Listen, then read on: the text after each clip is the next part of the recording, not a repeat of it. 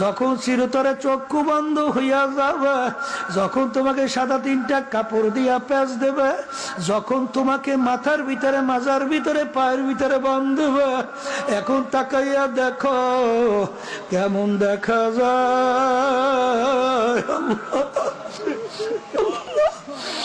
এখন তোমার পীরগিরি, তোমার মুক্তিগিরি, তোমার টাকার গরম, তোমার ক্ষমতার গরম, তোমার সৌন্দর্যের গরম কই কই কই।